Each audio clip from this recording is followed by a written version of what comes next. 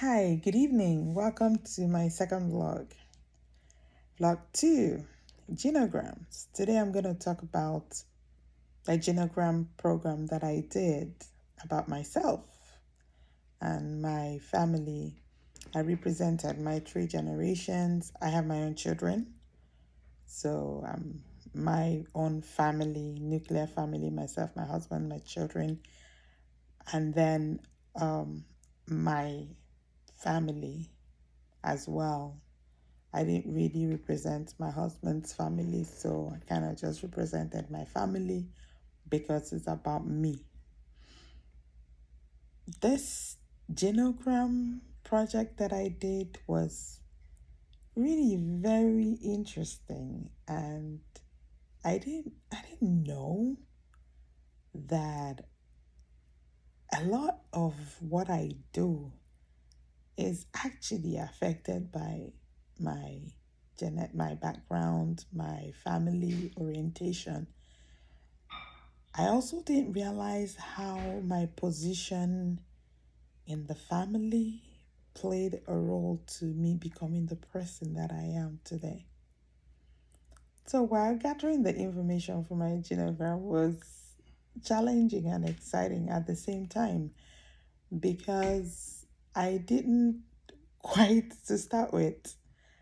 I come from a polygamous home, so I didn't really know how to represent polygamy because my father was married to 2 women at the same time, and nothing in the book showed me how polygamy was represented. So I had to improvise. I guess I just put the 2 women side by side, my father, and then put my stepmom on one side of my father and put my mom on the other side of my father, as opposed to putting, because there was really no way I could represent. My stepmom is late now, so there's really no way I could represent, like put 2 of them on the same side, or it would have meant shown a lot of stuff.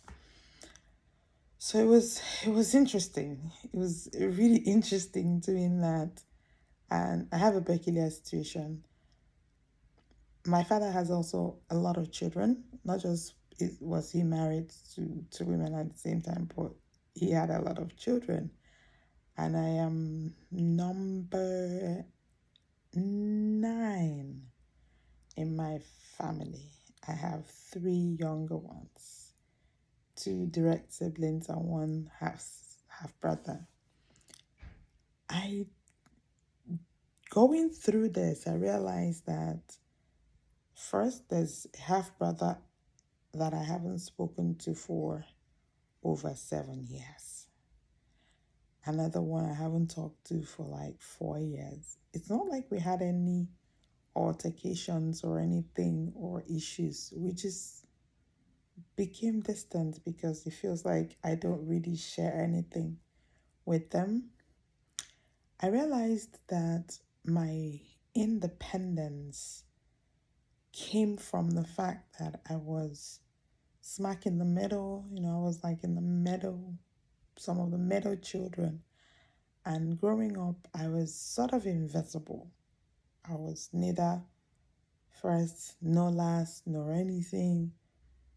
I was just invisible. And that sort of made me to carve out my own path.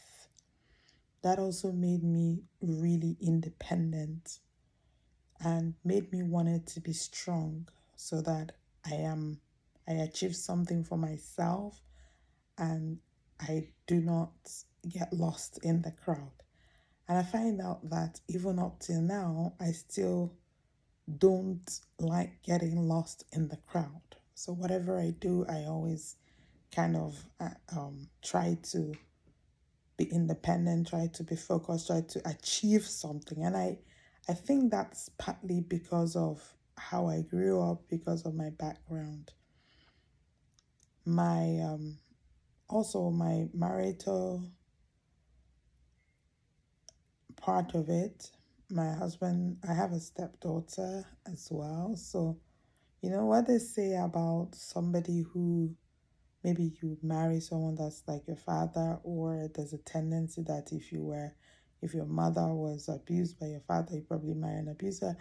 I don't have that kind of case though, but I still found out that I got married to a man who already has a child, but he was not married. So I still kind of feel like maybe I got caught up in something a bit similar to what my mom had. Not entirely. So I see that pattern.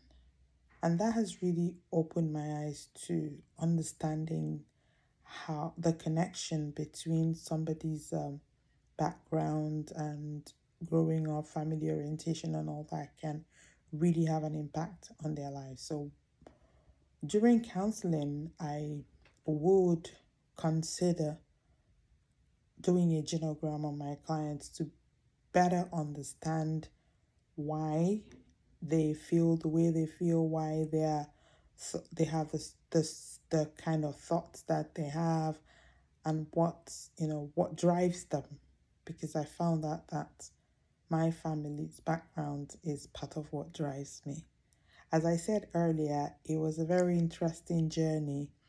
I had to really sit down and remember some of my half siblings that I haven't really talked to, or that I haven't had anything, I haven't really heard from, or the communication has been kind of like, strained or limited. I also kind of realized that I needed to reach out more to them. So this is really very interesting and has opened my eyes, and I made a deliberate effort. I was actually quite intentional about reaching out to my one of my brothers that I haven't spoken to in a number of years.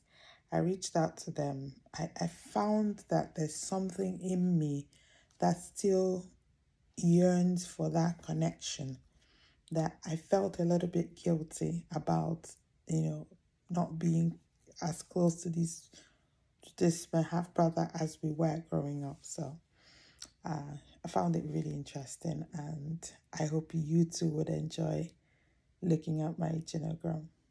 Thank you very much.